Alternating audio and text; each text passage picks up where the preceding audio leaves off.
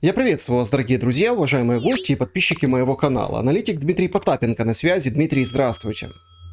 Добрый день. Дмитрий, ну, конечно, не могу я не начать наш разговор сегодняшний, наш анализ того, что происходит, с утечек из Пентагона. Свежая пресса западная, свежие взгляды на вот эти утечки. Пентагон не говорит ни да, ни нет, но вот уже совершенно интереснейшие формулировки звучат о том, что США прослушивают совещание у Зеленского, следят за Зеленским.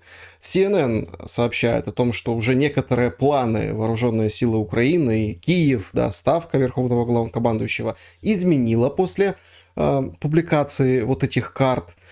Есть свежие обновленные данные по потерям. Кому это выгодно? И, собственно, если вот все это фейк и как бы туман, то почему столько суеты?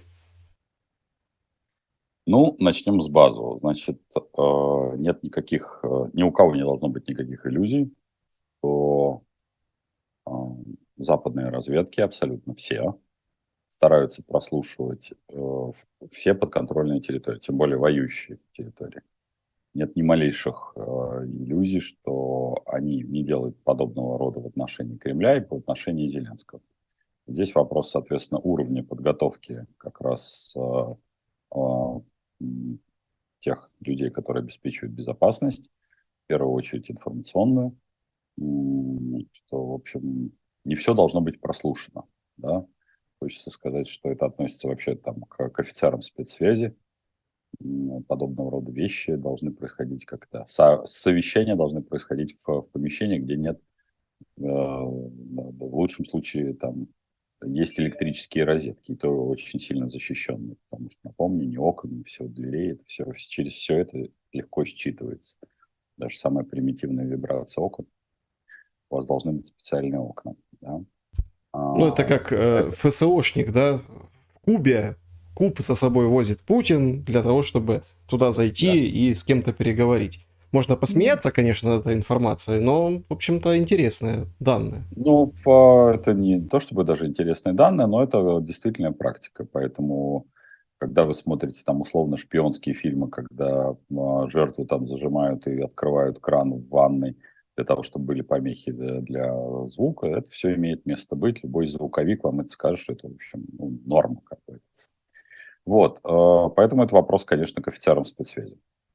А насчет тех данных, которые все время появляются, ну, я так понимаю, что с обеих сторон эти данные появляются по преддверии так называемого весеннего, а на мой взгляд, уже летнего все-таки, потому что шансов на весеннее так называемое наступление или контрнаступление, потому что я так понимаю, что обе стороны рассказывают, что они вот-вот-вот еще чуть-чуть, и ну, просто обычно это была пальма первенства со стороны Российской Федерации, что это была такая зимняя история, что вот сейчас будет наступление.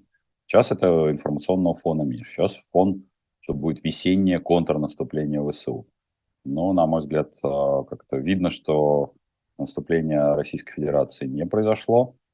Состоится ли весеннее наступление, контрнаступление ВСУ, тоже большой-большой вопрос, потому что, подчеркиваю, даже то, что мы с вами обсуждали неоднократно, срок подготовки экипажей, срок их боевого сплачивания, соответственно, срок поддержки тех экипажей, которые там танковых и так далее, он, ну, это в лучшем случае май, а реально все-таки это больше июнь.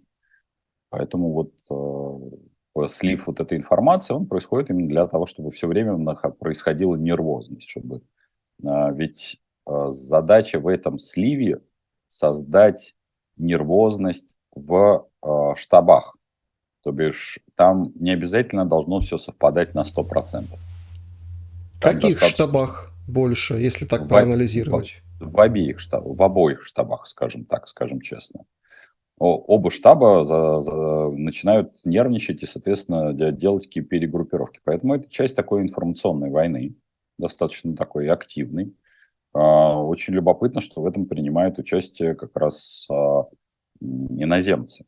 Хочется сказать, дорогие иноземцы, а вы вот эта нервозность приводит к тому, что и тот, и другой штаб впадает в состояние анабиоза, то бишь перестает действовать хоть как-то. И получается, что ситуация, попросту говоря, затягивается. То бишь никакого наступления, ни контрнаступления не происходит. И получается, что если анализировать сухо, слив подобного рода информации выгоден, чтобы ситуация на там, бахмутском направлении или была просто переведена в состояние такого вечного болота, когда происходит там отбитие 2 домов, а потом захват 3 домов. Без, Слушайте, а вот это уже прям, ну, это вот прям интересно. Я хочу сфокусироваться на этом да. моменте. То есть, смотрите, происходят вот эти утечки, они порционные, они там, понятно, да, вот корректируются, вот есть версии. И все это, если в целом посмотреть, для того, чтобы не произошло ничего. Или что-то такое, но не такого масштаба. Но Вообще ни тогда, о чем. если... Ни о чем. Чтобы, соответственно, была четкая позиционная война. Чтобы, соответственно, этот поселок отошел туда, этот поселок отошел сюда. Но глобального продвижения ни в одну, ни в другую сторону не происходит. Отлично. Но кому тогда такой сценарий выгоден? Ввиду, ну, если масштабироваться на геополитическую Мгм. картину, ввиду произошедших визитов, встреч последнего времени и таких, ну, не знаю, я не знаю, насколько вы, да, я постоянно вас спрашиваю там об этом градусе там мирного движения, да, вот постоянно спрашиваю. Конечно, я могу вам набросать сейчас там пикеты в Германии, Рейнметалл, могу там Папу Римского вспомнить, могу президента Бразилии, Макрона и Си Цзиньпина, это все как бы ложится в одну копилку, но вот этот градус о том, что давайте договариваться, останавливайте огонь, вот он как вам сейчас, эта температура? Эта температура как раз совпадает, если, поскольку зрители нашего канала и, в общем, на наших с вами аналитических встреч, ну, они, в общем, поддерживают весьма приятную активность, то бишь они как это делают, у них есть последовательная цепочка развития событий. Если исходить из развития, из цепочки событий, что Си приехал и говорил о том, что останавливайтесь, ну, по барабану где, ну, вот, по большому счету, вот меня тоже вчера была такая встреча, достаточно как-то в верхах, и, ну, как-то я периодически говорю, что по большому счету товарищу Си все равно, там, будет ли желто-блакитный флаг над Кремлем или будет, соответственно, бесик соответственно, там, на Киево-Печерской лавре. Потому что они совершенно в другой парадигме. Они вот, как-то для них вот эти территории приблизительно плюс-минус одинаково. Как вы там поделите территории, им все равно. И это абсолютно в их парадигме, что главное, чтобы остановилось, а где остановилось, не имеет значения. Поэтому, исходя из предыдущих посылов, подобного рода сливы всем сторонам, я имею в виду в первую очередь, конечно, Соединенным Штатам и Китая, их устраивает, чтобы была оппозиционная война, чтобы обе страны, и Украина, и Российская Федерация, истощили в первую очередь даже потенциал планирования как таковой, а именно для этого делаются сливы, для того, чтобы истощить потенциал планирования. Потому что там не обязательно попадать, как говорится, в 100%, достаточно попадать хотя бы процентов в 10, а поскольку ты начинаешь тут же дергаться, а может быть слив, а может контрразведке надо проработать, а может надо действительно там, а вот там есть вот шпион, там, причем в офисе Зеленского одни шпионы, там в офисе, соответственно, условного там Герасимова и там Путина другие шпионы. И вот это вот вся вечная подозрительность, и, в общем, обе страны, говорю, как хомячок между двух опасностей, начинает просто умываться. Вот сейчас как-то обе группировки начинают умываться, не более того, потому что понимаю, что не говорится ни да, ни нет. И с учетом там, снарядного голода обеих сторон, в общем, это все приводит к такому позиционному, как говорится, позиционной перестрелке из автоматического ручного оружия, как говорится. А это, в общем, ну, это не война, это, в общем, понятно, что так это за колицу ходит. Ну, тогда давайте я буду оппонировать вот этому сценарию, который разворачивается, потому что Давайте. все бы ничего, но данные о том, что в 2022 году чуть не сбили самолет-разведчик Британии, Ну, меня на самом деле, как вот человека, который анализирует информацию, там, пытается рассмотреть с разных сторон, ну, немного позабавило. Потому что значит чуть не сбили, а если бы сбили, тогда бы там НАТО и Тогда бы США, что?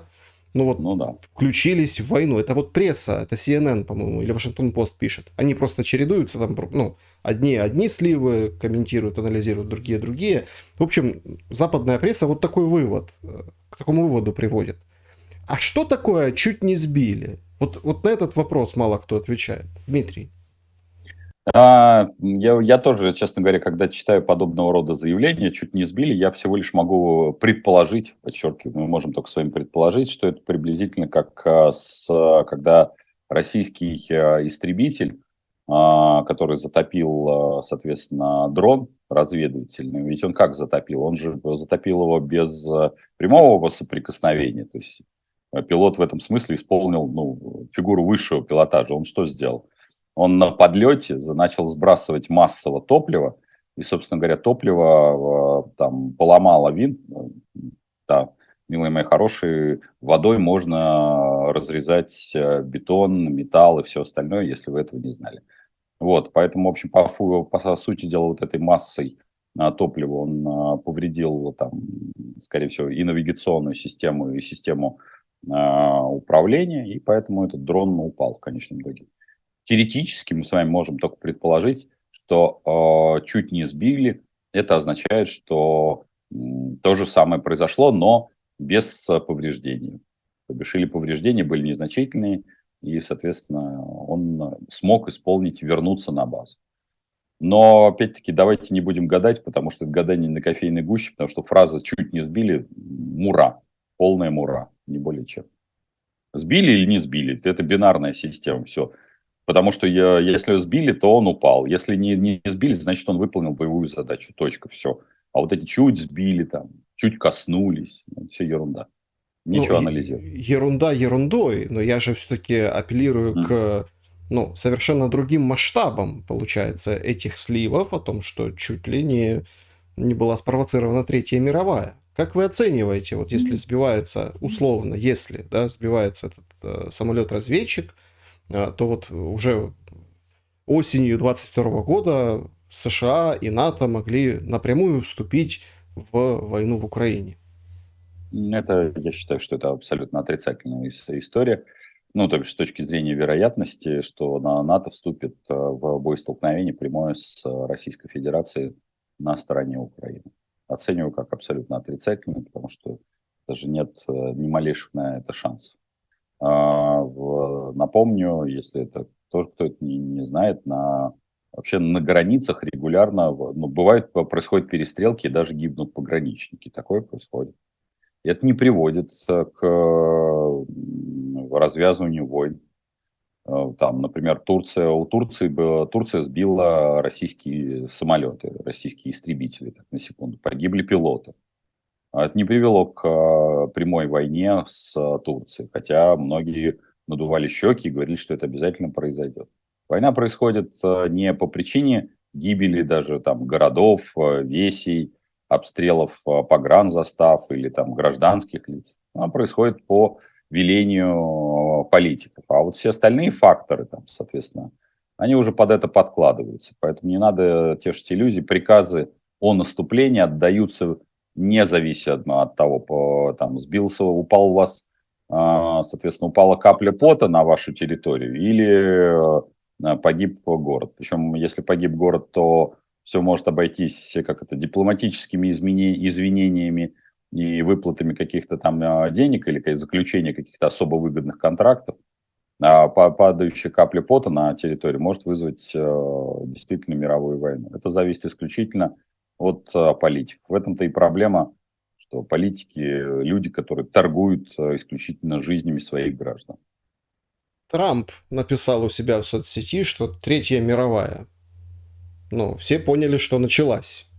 Дмитрий, и где? Если спросить, где Трамп, то Трамп дома вроде как бы, насколько я знаю, вроде у него все хорошо, питается неплохо, типа, горячая вода есть, туалет работает, даже электричество, в общем-то, есть, поэтому у Трампа все неплохо.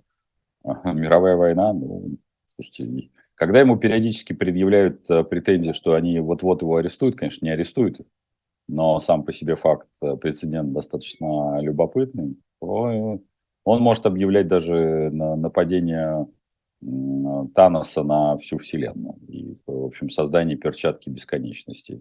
Его задача мытьем, катанием дотянуть до 25 года, чтобы республиканская партия с точки зрения упоминаемости в СМИ была больше и лучше, чем, соответственно, демократическая, а потом, в общем, и весь этот информационный капитал слить в пользу какого-то проходного кандидата.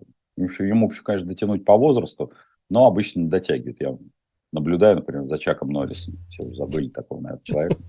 Но у него, между прочим, у Чака Норриса еще мама жива, так на секундочку.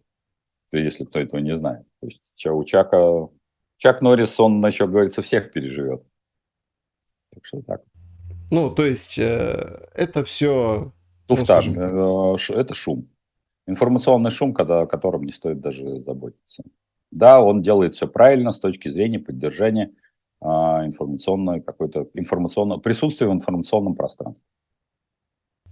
Ну да, Трамп объявил Третью мировую войну. Вот вам и, в принципе... Красивый заголовок, много ротируется, там эксперты обсуждают, ну, мы обсуждаем на русском, в общем, и мы им в этом смысле не помогаем, потому что мы могли бы на каком-нибудь, на языке племени, какого-нибудь зулусского племени, в общем, ему было по барабану. Если бы наша программа выходила на английском, то она попала в цитируемость. Там Саша и Дима, соответственно, обсуждают, и вот там в какой-то там строчке бы, в зависимости от стоимости нашего канала, там, мы бы, соответственно, были в топах. А так, поскольку мы в кириллической зоне, ему ни хорошо, ни плохо. Но для тех, кто слушает нас во всех странах мира, знаете, информационный шум абсолютно обоснованный и понятно, для чего ведущийся. Задача максимально по выдаче, чтобы республиканская партия была выше, чем демократическая пока что. А потом передать этот информационный капитал, уже говорю, другому, более молодому, на мой взгляд, все-таки кандидату. По крайней мере, я на это надеюсь, потому что, конечно, дураломства там тоже хватает в партийных кругах. Дмитрий, тогда еще об одном шуме, который наделал пост Медведева о том, что Украина никому не нужна, она исчезнет. Илону Маску написали в комментариях, мол, а почему этот твит Медведева, его купленная соцсеть, Твиттер, не удаляет? И Маск ответил, что, ну, как бы я там, он обязательно упомянул, что он там Путин его чуть ли не называет военным преступником за помощь Украине, но, мол, люди должны решать, правильно или неправильно написал Медведев. Хотя его, ну, скажем так, высказывания Дмитрия Медведева, ну, они, конечно, такие дискредитирующие вообще, в принципе, да, другой народ, другую страну, но вот не удалили цензуры, как бы на цензуру Маск не пошел. Что это за явление, что это, точнее, за проявление, да, вот позиции Маска? Демократии, условно говоря. Ну, я бы исходил из следующего, что, в общем, если ему заняться... То есть задача, конечно, цензурированием можно было бы заняться, но по большому счету, опять-таки, кириллическая зона. Нас всего было суммарно там 300 миллионов. На фоне там испаноговорящий, там китаеговорящий, англоговорящий, ну и так далее, там немецкоговорящий. Ну вот представьте, я бы, например, был Илоном Маском, и ко мне обратились, что вот там какой-то пост с очень небольшим количеством просмотров какой-то страны, которая, да, конечно, ядерная держава, это прекрасно, удивительно, но при этом там ее цитируемость 0,0, это ваши там, слушайте, это ваши разборки третьеклассников, не морочите мне голову. Просто Маск так ответить, скорее всего, не мог, он ответил более дипломатично, но по большому счету это разборки третьеклассников, отстаньте и не морочите взрослым дядям голову. Дмитрий, ну как-то все равно вы обесцениваете вот эти слова Медведева. Да, я не обесцениваю слова самого Медведева как такового. А обесценивают то, что конфликт, который нам кажется, то есть мы, поскольку в него включены, он для нас очень такой ценен, самоценен. Я, к сожалению, вот поскольку перемещаясь между многими городами, весями, странами, уже как-то все больше и больше ловлю себя на мысли, что человек, вот поскольку существо эгоцентричное, вот приезжаешь в какой-нибудь небольшой там, ну, я давал комментарий, например, армянскому каналу. Армении всего 3 миллиона человек. Чтобы было понимание, там у нас округи в Москве бывают чуть-чуть побольше. У нас Москва, там, соответственно, суммарно с пригородами, это 22 миллиона. И там, когда я сказал, что, вы знаете, на мой взгляд, Соединенным Штатам, в общем, нет дела особого до Армении. Количество комментариев было там запредельное, что там, да что вы, вот там, а вот именно поэтому там, конечно же, нет там язвительный комментарий, саркастический, что вот там кто-то там звонит президенту Пашиняну. Хочется сказать, ну, звонит. Это же не означает, что если возникнет, например, Азербайджану армянский конфликт, Соединенные Штаты пришлют там, не знаю, своих пехотинцев. Не пришлют. Они выкажут ноту протеста или, там, или еще что-то, в зависимости от того, как конфликт пойдет. Большие государства играют в большие дяди, в большие игры. А дальше это работа там типа дипломатических ведомств выпустить ноту протеста. Помогло бы, например, там, не знаю, Украине, чтобы все государства каждый день после каждого бы обстрела бы выпускали бы ноту протеста. Не помогали бы деньгами, не помогали бы оружием. Но зато выпускали бы ноту протеста. Делали бы каждый день концерт или каждый день делали бы какие-нибудь демонстрации. Я боюсь, что через, ну, там, какое-то время там это как плацебо бы помогало, а потом вы начали бы задавать вопрос: подождите, это все, конечно, классно, но нам нужно что-то другое. И поскольку я всегда настаиваю на эффективности, вот, собственно говоря, поэтому мы слишком эгоцентричны. Поэтому твит Дмитрия Анатольевича Медведева, в общем, Маска и не должен был зацепить, в Мгм. принципе. А вот Так вы классно. сейчас очень интересно развернули нашу беседу в механику, и вот у меня вопрос тогда. М. А пока что мы видим там демонстрации, заявления, какие-то там идеи, даже китайский мирный план, да, выглядит каким-то, ну, нечто подобным, да, в том плане, что это лишь слова, это лишь перформансы, это лишь вот такой визуал какой-то, а механики вот происходящего ну, просто нет. То есть механика поддержания там, Украины, градуса войны, есть механика там, со стороны Российской Федерации, там, мобилизация, вот эти все движения там, вперед по кирпичу в Бахмуте. То есть это механика. То есть ВВП накладывается на мощности там, оборонпрома, причем там Запад, тут Россия, тут как бы все думают, а Китай поможет, не поможет, а вот ну, боеприпасы, снарядный голод. То есть это четкие механизмы. А есть у мирных инициатив четкие механизмы, чтобы условно достичь искомых целей, причем что Украине, что Российской Федерации, вот не стреляя.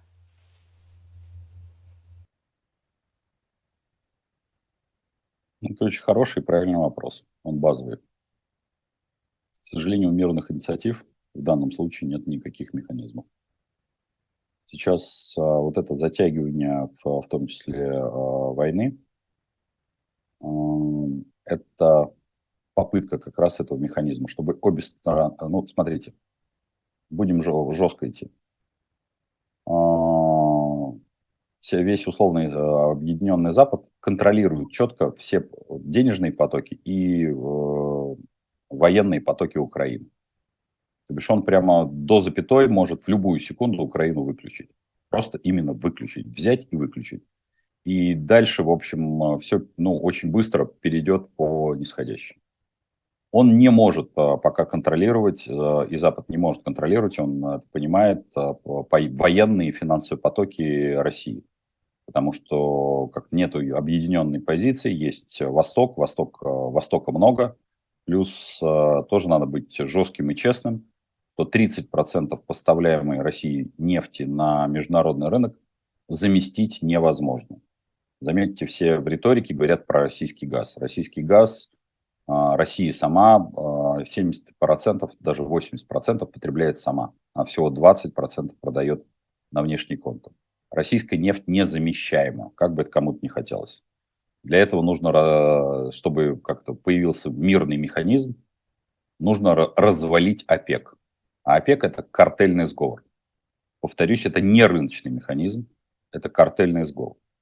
И поэтому, если, грубо говоря, подохнут, для всех стран выгодно, если обе страны сдохнут в этом противостоянии. Прям физически сдохнут и там перейдут к каким-то мирным переговорам, на какой позиции все равно. Вот, поэтому, к сожалению, то, что мы с вами тоже обсуждали уже не один раз, ни НАТО, ни Евросоюз, ни какие-то еврокомиссии не являются механизмами, которые могут, первое, предотвратить войны. Я в целом говорю, войны как таковые. Так и, более того, эффективно помочь воюющим странам.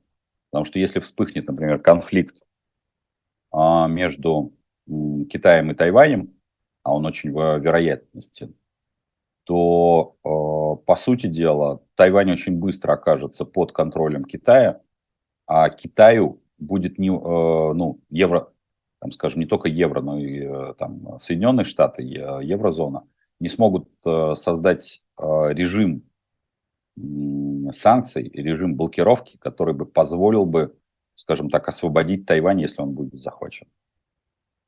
Это вот свойство, там, к сожалению, до 21 века, когда возникли очень крупные финансово-промышленные группы, на самом деле финансово-промышленные страны, такие как Китай, такие как Соединенные Штаты, которым Евросоюз противопоставить, как объединение, не может ничего.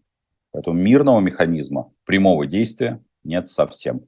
Он, к сожалению, такой очень сильно матричный, очень сильно с непонятными и непредсказуемыми результатами.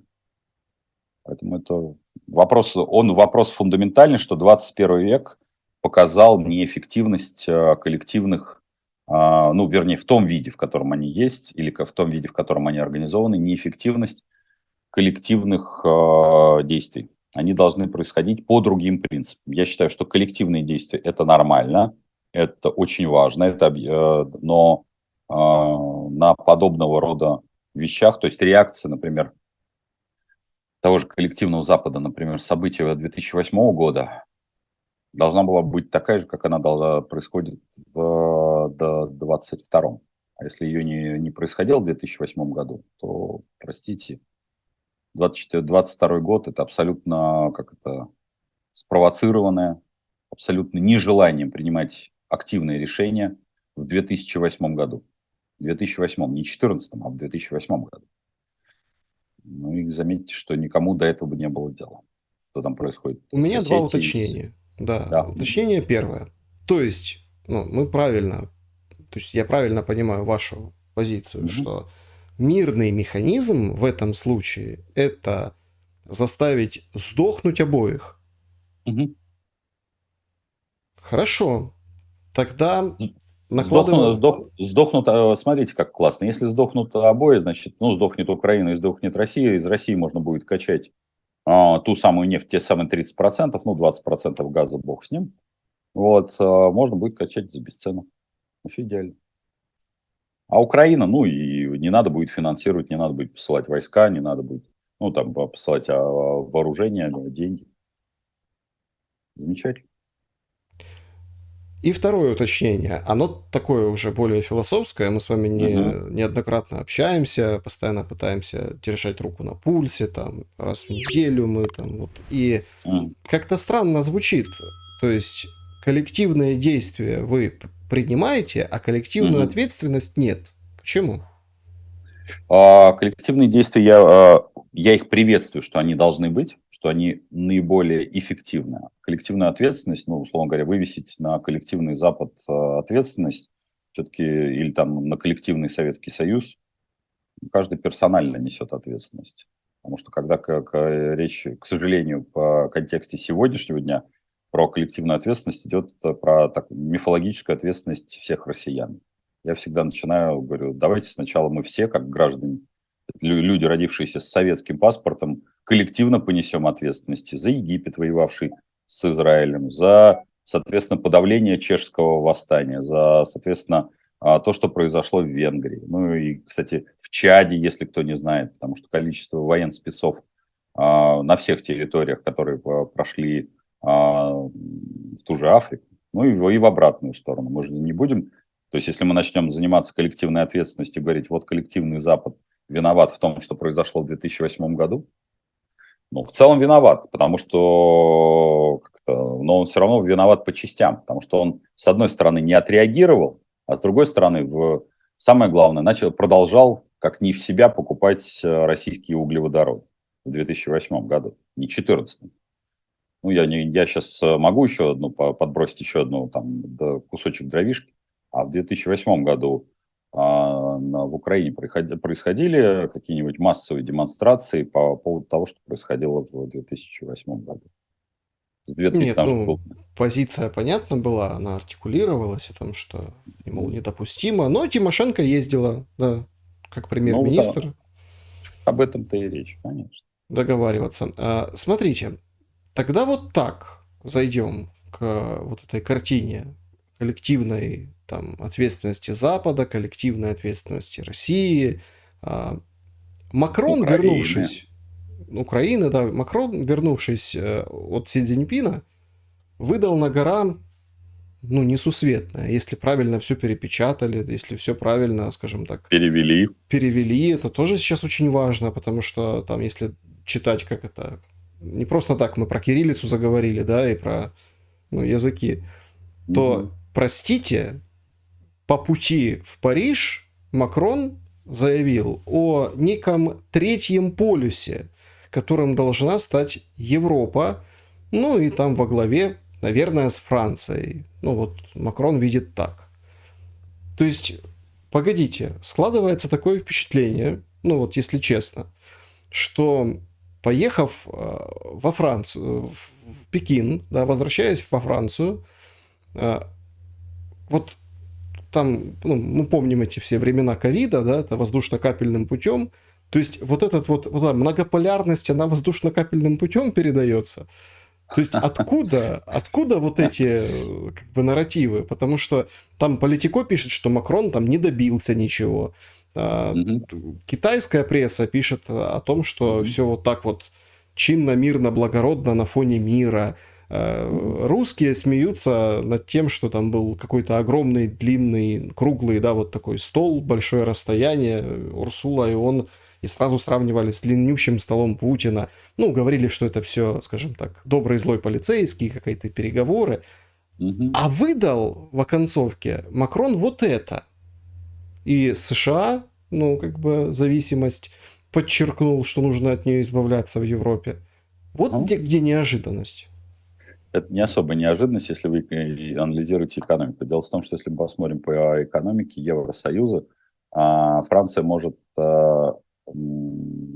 начать приближаться. Германию вряд ли они потеснят, но начать приближаться с точки зрения как раз экономики к Германии они начали. И это так называемая многополярность, на мой взгляд, обусловлена только тем, что, в общем, экономика Франции, скажем так, на легком, но подъеме. Другое дело, что я бы сказал, я бы не переоценивал на месте господина Макрона подобного рода движения, потому что я частенько говорю об качестве государственного управления, им придется очень сильно избавиться от псевдосоциальной нагрузки, потому что то, как они содержат иммигрантов и насколько у них архаичное отношение к так называемому среднему классу, а именно он производит в первую очередь труд. То есть там все, там кто зарабатывает больше, кто работает больше, тот платит больше так называемых налогов, то есть поборов в бюджет. А вот эти дармоеды и иммигранты, они, соответственно, просто сидят на пособиях. Вот если он эту часть изменит, то в том числе и подъем экономики, который есть, то есть если он поддержит это изменение социальной политики, то есть сторону людей работающих, то Франция действительно может стать еще одним центром Европы. Другое дело, что боюсь, что ему это сильно не позволит. Ну, то есть это риторика, которая останется риторикой. А, Есть плюсы в обществе. Это в том, что, в общем, а, вторым кластером, кто занял второе место в президентских выборах, это были условные националисты. Условные, подчеркиваю. Это показывает, что уровень поддержки вот этих псевдосоциальных реформ, он все время падает. И растет как раз самосознание, что, в общем, француз не должен содержать какое-то огромное количество мигрантов. Вот. Поэтому на это он может опираться. Другое дело, что сам он представитель другой как-то ветки, то есть более такой социал-демократический, и ему придется некоторым образом отказаться от своих и партийных, в первую очередь, не своих-то, ладно, президент никогда не имеет своих устремлений, а именно от партийных каких-то паттернов и поменять риторику партии. Сможет ли он это сделать? Ну, большой вопрос. Потому Давайте что перенесем. страна давно погружена, ну, вот у меня огромное количество французов, которые работают, и я работаю с ними вне Франции, которые, в общем, стараются, то есть имеют многие другое гражданство именно по причине того, что вот эта налоговая позиция в том числе по стоимости недвижимости, налогов на недвижимость, но она настолько запредельная, настолько уничтожающая средний класс, и содержащая, в первую очередь, как говорится, неработающих, люди уже десятилетиями работают там в России, в Казахстане, в других юрисдикциях, там делают паспорта других юрисдикций. Ну да, и как бы опорвалось на пенсионной реформе. Ну вот Мгм, как вот мгм. прорвало, да, вот этот негатив, Да, который там, да, а потом мусорщики, ну, в общем, мы видим, да, ну какая это все история. начало копиться. Да, да, да, абсолютно верно. Поэтому у Макрона, если он начнет менять риторику, поэтому то, что вы сейчас видите в виде всплеска, я так понимаю, что в эту сторону он будет тележечку толкать. Насколько мы это увидим, ну, потому что надо смотреть внутренние дела Франции. А внешне он будет говорить, что вот мы теперь тоже, мы теперь тоже, мы как Германия. Так смотрите, это же и есть, ну, в глобальном смысле механизм мира. Ну, вообще, в целом, механизм мира, о том, чем я говорю уже последние 6 лет, что вопрос, вызов государства, а ты вообще кто, он происходит в демократических системах, и мы тоже это с вами обсуждали. Это приводит к смене парадигмы управления, а в авторитарных системах это приводит внутренние конфликты, в выливание войны на сопредельные территории. Ну, я имею в виду механизм мира, механизм остановки там войны и там мирного урегулирования между В Россией и кавычки, Украиной. да, мы только в кавычки поставим, потому что, вы понимаете, если обе стороны сдохнут, что-то меня терзает смутные сомнения, если мы сдохнем на плече друг у друга, не сильно нас порадует. Ну, я имею в виду Россию и Украину. Да, держим, конечно, в уме этот вариант. М, Ну, потому А, что для мира это норм, а нам как-то будет в эту секунду не особо норм. а, а что с рублем, Дмитрий? Офигительно. Как это? Если бы я в одной программе сказал, если бы он был девочкой, я бы сказал бы, он утонул. Но если говорить по расчетным моделям, рубль тронулся не умом физически. Вот, он тронулся в тот диапазон, на котором я даже в некоторых наших с вами эфирах говорил, что диапазон 82-87. Другое дело, что он тронулся туда рановато, то бишь его тронули в ту сторону рановато. По моим моделям он должен был туда зайти в лето, то бишь в первую-вторую декаду июня. Ну, произошло на 1,5 месяца раньше. Сейчас я думаю, что будет откат. Откат будет в ближайшие 2 недели, но не очень большой, в районе 79, там 78, может быть 77. Ниже опускать не имеет никакого смысла. Ну, а потом опять в тот же диапазон. Связан он с выходом компании Shell и выплатой ей денег. Потому что Российская Федерация, конечно, находится в техническом дефолте, скоро ей уже год. Она не платит ни по каким своим обязательствам, посылая всех по известным эротическим адресам. Но есть компании, с которыми она старается не ссориться. Это одна из этих компаний, компания Shell. Поэтому, в общем, подобного рода провал по рублю, ну, кому-то могут оттянуть. У нас 2000 компаний. У нас этих компаний на выход хватит на 6-7 лет. С каждого из нее будет трясти деньги за выход, за перемещение в очереди. Ну и постепенно выплачивать какие-то деньги. И Смотрите, получать. просто многие, ну, скажем так, аналитики, Мгм. они говорят, что ну, это вполне себе объяснимая, понятная история. Ну, в Мгм. каком смысле? В том плане, что, ну, так проще. Проще, когда у тебя там валюта дороже, а рубль там или там местная валюта дешевле, так проще рассчитываться с гражданским населением. И это, мол, это не признак того, что там все летит в пропасть и можно радоваться, а наоборот, это признак того, что массы денежной к народу уйдет больше, а соответственно народ будет что? Ну, скажем так, поддерживать больше власть. Тут очень такая интересная, хитрая философия. Как вы смотрите на такую версию? Если власть нуждалась бы в поддержке народа, может быть. Я напомню, Россия феодальное государство, управляемое генерал-лейтенантом.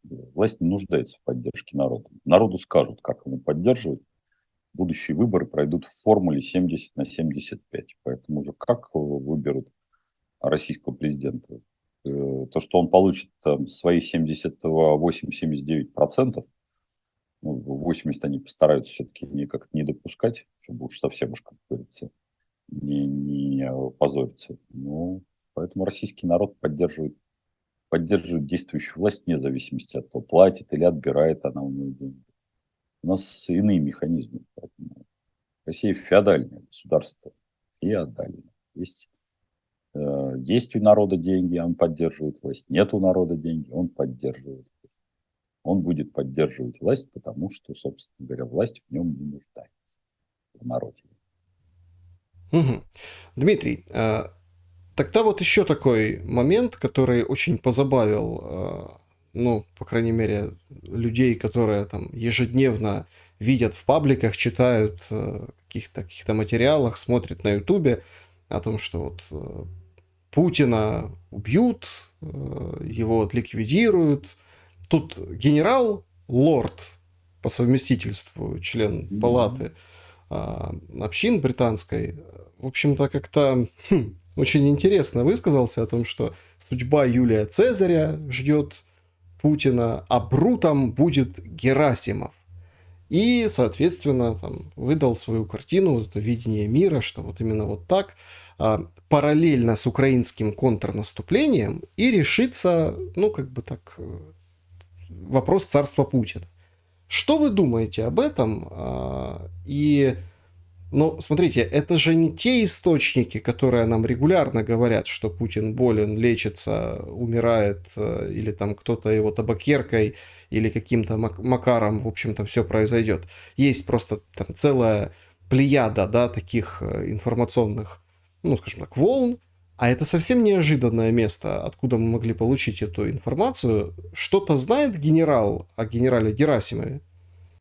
Я не думаю, я думаю, что он ничего о генерале Герасимове не знает, потому что генерал Герасимов в этом смысле ну, то точно не лидер, как это российской оппозиции в данном случае. И поэтому, если хотелось создать какой-то контр тезис, чтобы, например, на генерала Герасимова внутри партийных элит или военно-политических элит началось расследование, потому что он потенциальный убивца нынешнего вождя, но это такое, хочется сказать, тогда этот там американский или британский генерал работает на Иосифа Пригожина, потому что самая большая, и он ему заплатил, потому что самая большая как раз зуб был у ЧВК «Вагнер» на господина Герасимова. А так, реализация подобного рода сценария, как я уже говорил, само контрнаступление и даже оставление каких-то территорий, если оно подобного рода произойдет, не приведет ни к чему. Потому что ни Харьковское, ни Херсонское направление показало, что это не приводит ни к чему. Более того, потеря каких-то территорий вплоть до 91 года, даже до границ 91 года, никоим образом не влияет на существующую систему управления. Как бы это ни хотелось каким-то нашим иммигрантам, которые называют себя оппозицией. Как я говорю, не надо путать туризм с миграцией, а миграцию с оппозицией. Оппозиция это не имеет... Это обычные подзадержавшиеся туристы, которые на отдыхе, как говорится, занимаются разговорами пикейных жилетов. Ни на что они не влияют, кроме как на сборы с рекламодателей иностранной платформы YouTube. И, кстати, перед выборами этого года, конечно же, заблокируют. Поэтому они сразу же потеряют большое количество, соответственно, своей аудитории. Погодите, то есть это вы не считаете неким вбросом эту информацию, что китайские товарищи... Нет. Это под выборы заблокируют вот эти все так называемые мигрантские каналы. Нет. Каналы или платформу YouTube? Потому что был Нет, слив, платформу сложно... Ну, то есть платформу будут блокировать по-другому, потому что пока платформа это выгодно, но каналы блокируют точно. Под выборы прям точно. Угу. Понятно. Ну, то есть это была просто информация, что китайские специалисты помогают российским осенью, да, вот как бы совершить определенное блокирующее действие в Ютубе. Поэтому, ну, многие в комментариях... Мигрантские каналы, которые, говорю, зарабатывают. Подзадержавшиеся туристы получат снижение русскоязычной аудитории. Угу. Интересно. Я бы хотел о Бахмуте пару слов в завершении нашего с вами сегодняшнего диалога. Я всех призываю подписаться на Потапенко, ну, потому что хоть и кириллицей, хоть и как бы русскоязычно, но тем не менее подпишитесь, как это сделать. Все, как бы все реквизиты, все, скажем так, исходные данные, как принято в научных кругах говорить, все в описании к этому видео. На мой канал тоже подпишитесь и поставьте, пожалуйста, лайк этому видео, дорогие зрители, те, кто досмотрел до этого места. О Бахмуте хотел поговорить с вами. Пригожин вновь разразился, ну вот это у него уже завидной как бы периодичностью, как бы своими комментариями по поводу, что вот уже 200-400 тысяч ВСУшников готовы совершить контрудар именно там, в Бахмуте. Странно все как-то. Вот, судя по... Ну, вот, как бы вы тоже человек военный, да, вот, в прошлом, ну, как бы принимавший участие, вообще понимающий, что происходит. Судьба Бахмута вот должна была решиться уже так, ну, если так посчитать, ну, раза 2-3. Ну, 6 месяцев, как минимум. 6 месяцев, по-моему, если не изменяет память, идут бои за Бахмут. Ну, имеется в виду решиться в том плане, там, то ли окружение, то ли конкретно выход. Ну, 3 раза точно на моей памяти информационные мы все видели, и аналитики военные об этом говорили, что вот все, то есть, ну, все понятно. Бахмут взят. Да, то есть это раза 3 уже реально могло произойти, но ситуация продолжается. Такое ощущение, что это выгодно, ну, не только... Ну, и тут просто разная степень выгоды, да, вот... Саш, давайте я за вас произнесу, ну, пусть меня осуждают. Идет договорняк. Давайте за вас произнесу.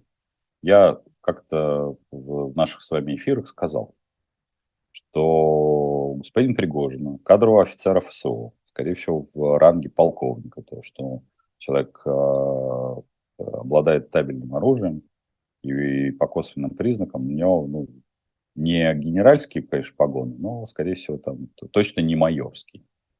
Вот. Ему нужно сохранить ЧВК, которое является образованием, которое не входит в Министерство обороны, это официальная позиция. Соответственно, ему нужно, как я говорил и буду говорить, ему нужен официальный статус. Он этого официального статуса не получает. Более того, его очень жестко бортуют во всех смыслах этого слова. В том числе и первое лицо. Он признать это не может, по причине того, что если он опублично скажет, что его первое лицо по факту Зашкерман встроило в систему вертикаль власти, Я это делаю выводы на основании того, что его первое лицо, начальник, не принимает, не проходят звонки, и он вынужден ковыряться на уровне неподобающем его статусу. Если раньше у него была возможность общаться с Владимиром Путиным напрямую, без посредников, то сейчас он общается на уровне генерального штаба, с которым он не хочет общаться. Более того, его сотрудников лишили аккредитации, скажем так. А его сотрудники – это кадровые офицеры, подчеркиваю. Его задача, Евгения Пригожина, сохранить собственную жизнь. Это самая фундаментальная задача. Второе – сохранить бойцов, которые ему преданы. Потому что сейчас пока его очень так технично затирают. Если он потеряет профессиональных бойцов, скорее всего, там в погонах, не пехоту, имеется в виду, которую он может расходовать достаточно там, активно, то, в общем, перестанет существовать ЧВК «Вагнер» и Евгений Пригожин. Потому что если у него останется какой-нибудь его штаб из, там, не знаю, 1000 человек с ближним кругом, там, человек 50, то, в общем, у него немного шансов на выживание. Он же не пойдет штурмовать Кремль и брать его там как-то в окружение. Хотя по силам-то ему это вообще ему по силам. Но сомневаюсь, что он кинет подобного рода перчатку и подобного рода вызов начальнику. Поэтому ему нужно уйти в Сирию. То есть ему нужно вернуться, передислоцироваться. И одним из вариантов развития событий, некоторые там у нас вот внизу как-то похихиковали, говорили, да это невозможно. Я говорил, что есть на войнах такое случается, когда договариваются противоборствующие стороны. Напомню, они взаимодействуют. Я это говорил и буду говорить. И если кто-то как-то считает, что это незначимо, то напрасно. Что ВСУ первые, кто взаимодействовали с Евгением Викторовичем Пригожиным. Потому что обмен пленными, обмен погибшими происходил постоянно. И происходит постоянно. Более того, заметьте, что риторика Евгения Викторовича Пригожина крайне уважительна в отношении погибших солдат ВСУ. Почему? Потому что он тоже понимает, что это один из важных элементов его безопасности. Поэтому, в общем, по факту, я думаю, что имеет место договорняк следующего характера. Мы херачим вот по этим установленным позициям, а вы херачите по тем установленным позициям. И все. Поскольку снарядный голод, поэтому, в общем, и происходят подобного рода события. В чем выгода Поэтому Украины? это не вопрос выгоды. Обе стороны испытывают снарядный голод и испытывают необходимость в куда большем объеме и вооружений, и средств, и всего остального. Это не вопрос выгоды. Просто невозможно, когда у тебя невозможно достичь какого-то принципиального изменения позиционно, ты начинаешь играть в этот договорняк. Это не выгода. Ты просто сохраняешь свои позиции. Каждая из сторон шлет наверх победные реляции, что вот мы там отбили какой-то дом, мы убили столько-то противников. На самом деле никто не знает, сколько противников убили. То бишь, все же можно посчитать только в реальных трупах. А для этого должны быть просто присылаться красивые репортажи с фронта. А ведь количество трупов-то неизвестно. Если мы посмотрим, что периодически вот там возникает, а вот там скоро 200 тысяч якобы погибших в россиян. А когда считают какие-то независимые наблюдатели, оказывается, что цифры несколько другие, причем отличаются на порядке. Вот поэтому выгода-то очень позиционная. Каждая из сторон получает передышку. На мой взгляд, в этой передышке есть основной принцип. Ну так Пригожин хочет уйти в Сирию или в Да, Африку? да, хочет. Ему надо уйти куда угодно. Но ему никто этого не даст сделать. Его будут могилить там. Его под Бахмутом будут силами ВСУ могилить. Так а какой тогда договорняк ему с ВСУ? Чтобы его не замогилили, чтобы ему каждый день это история про то, что он предпринимает активные шаги для того, чтобы ему дали приказ. Ведь основная фишка, ему должны дать приказ. Он не может сам уйти в Сирию, он не может сам уйти там в Крым. Он же много всяких версий-то пробрасывал. Посмотрите на его публичную риторику. Его публичная риторика, что вот меня там ждут в Крыму, что я буду оборонять Крым, что дайте мне уйти в Сирию, что дайте мне возможность возглавить компанию как таковую, а ему не дают ничего. И вот он пытается найти варианты выживания. Потому что он же прекрасно понимает, что как только его группировка ЧВК «Вагнер» теряет высших офицеров, тут-то его и сольют совсем. Сольют его координаты на этом. Как я говорил, прилетит «Хаймарс», и его ордена положат на лафет. Боюсь, что Пригожина это не очень устраивает. Он не хочет лечь на лафет. Да, очень интересная такая диспозиция, но вот если глобально посмотреть, то, ну, наверное, это все равно выглядит как, ну, вот много странного.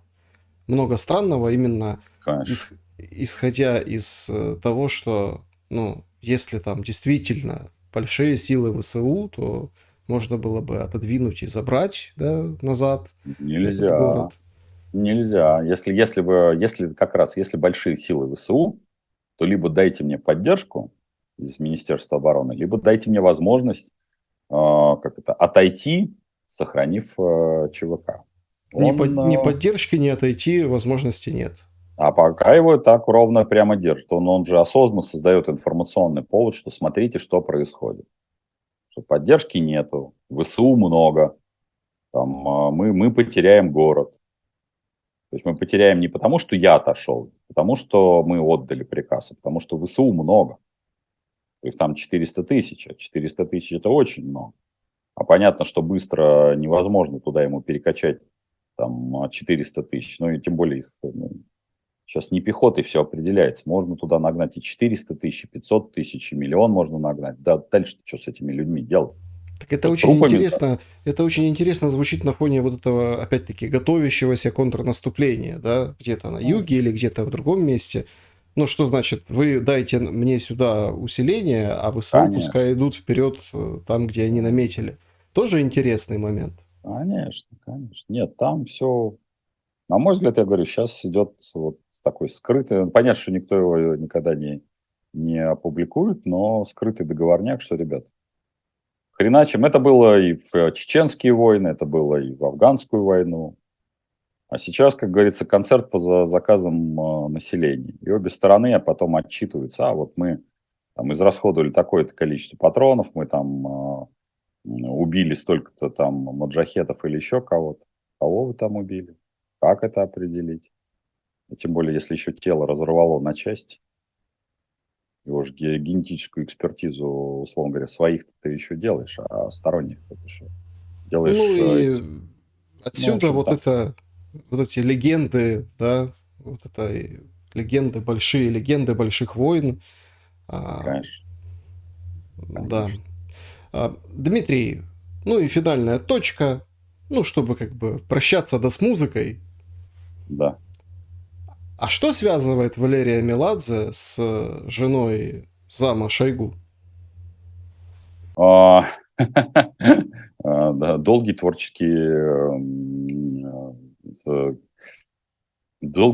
взаимоотношения, я бы сказал бы так. Поэтому, ну, это их личная жизнь, соответственно. Ну, это То же есть, позор.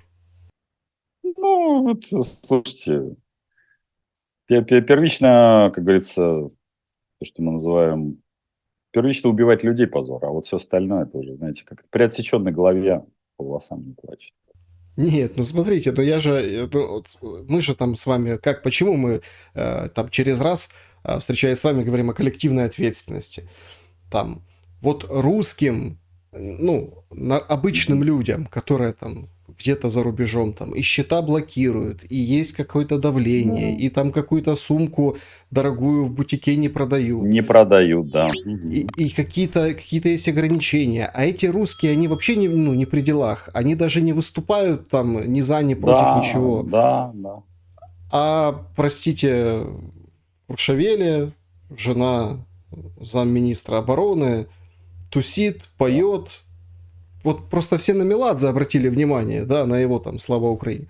А на жену, вот почему россияне не обращают внимания? Ну, это тут вопрос же не почему россияне. Россияне-то понятно, почему не обращают внимания, потому что они это воспринимают нормой.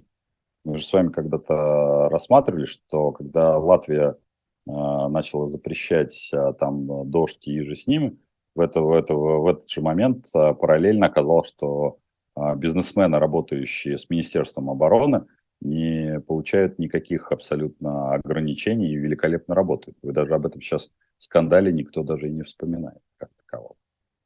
Тот же самый вопрос. Как говорится, ничего личного, только бизнес. Ну, то есть, хочешь во все времена, во все века ездить и ни в чем себе не отказывать, выходи замуж за замминистра обороны. Не, ну, это свойство штуки, которая ошибочно называется государством. Да, это фарисейство было, есть и будет. И ничего происходить не будет. И Куршавель будет принимать, и Франция будет принимать, и делать глазками луп-луп. И там те, кто радуется, что вот там какие-то обычные россияне не смогли съездить там в Прагу, там посмотреть галерею Уффици, что закрыли упрощенный оборот виз. Мгм. Кому закрыли, а кому нет. Поэтому хочется сказать, радующиеся, что откуда-то вычеркнули россиян, вы очень, очень, очень, очень наивны. Кого надо, ниоткуда не вычеркнули. Если обычных там граждан мобилизованных им закрывают возможность как таковую, их действительно шеймят, то высокопоставленных принимают настолько с распростертыми объятиями в тех же странах, которые якобы поддерживают Украину. Это иллюзорность, что это распространяется на всех.